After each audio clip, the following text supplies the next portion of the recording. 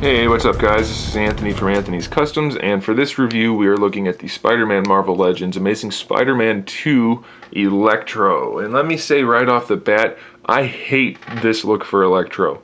100% hate it. Maybe it'll be okay in the movie, I'm not saying it won't, but from what I've seen so far and from this figure, the character design, not the figure itself, but the character design, I think is absolutely atrocious. I hate it. However, the figure is not a horrible figure. It is completely resculpted, it looks like. Maybe he has a reused fist, I don't know. I'm not going to go through and check all of the fists that it could be, but everything else is new, so it looks good. I like that. He has an interchangeable head. So he has the plain head and then the head with feathers coming out of his eyes. It's supposed to be lightning or electricity, and then you can see the sculpt actually goes up on the forehead, but they didn't paint that. So it looks kind of weird.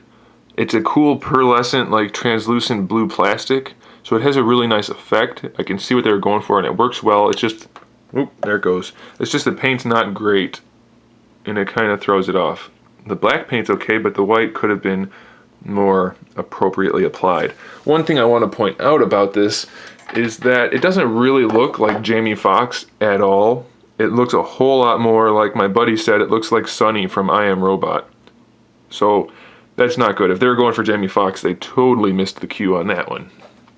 He has interchangeable hands, he has a fist for either side, and then he has lightning hands for either side. And it's okay. The lightnings, they're alright. Or electricity, whatever. It's just lightning, whatever you want to call it, I don't know. It looks okay. It's really hard to pose and to make it look good unless you're doing kind of like where he's shooting it toward you, toward the viewer or audience or whatever. Then it looks okay. Otherwise, it kind of looks like tree branches to me. I know obviously they can't really do much different, but it just looks a little odd. So I don't know if that's just me or not, but it is there. So I do appreciate the interchangeability of that. I would probably pose him with just fists though. I think it looks cooler, but you know, whatever, that's up to you. In terms of paint for the body, he's solid black. There's no paint anywhere except for the knee pads. There's a little bit of gray there, a little bit of gray there, kind of like a gunmetal gray anyway.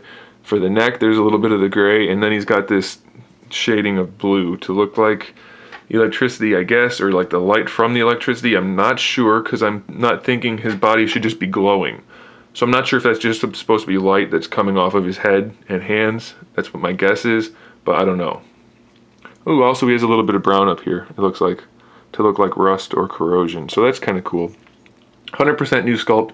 I like the sculpt work, except for the fact that the shoulders, due to having these little prongs sticking out, that's all you're going to get out of the shoulder. Almost no range of motion. And the shoulders don't have enough of a curve to them, I think. It makes him look very narrow in the shoulder region compared to, say, this guy. You can see the different proportions.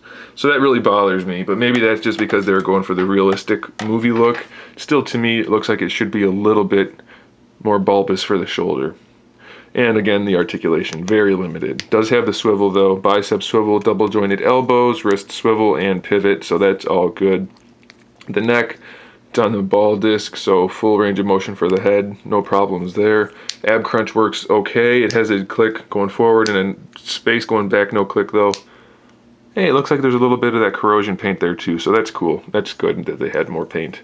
Waist swivel, hip articulation, it's not quite a T, it looks like. Maybe it's just because of the sculpt rubbing on that corner, so it's spinning the leg out, but either way, it's pretty much a T joint. Goes out to the side way more than most of the other figures, so that's good. Thigh swivel, double jointed knees. Boot swivel, unnecessary, but it's there. Can't really tell it's there, so that's okay. The ankles have the rocker and the pivot, but the way they sculpted the pants, the pivot is almost useless, so that's a big bummer. But the ankle rocker is there. So this guy, like I said, he's not a horrible figure. He definitely could be better in a few areas, like the face paint and the face sculpt. And then the paint for this, it just looks kind of meh. I don't really care for it too much. And then the shoulders can't articulate very well, and the ankles are limited.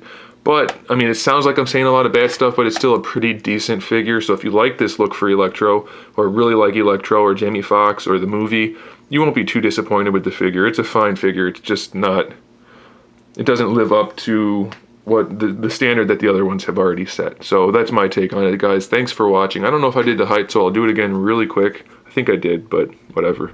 6 1/4 inches. There it is, guys. Thanks for watching. Stay tuned for more figure reviews, custom figures, and other good stuff.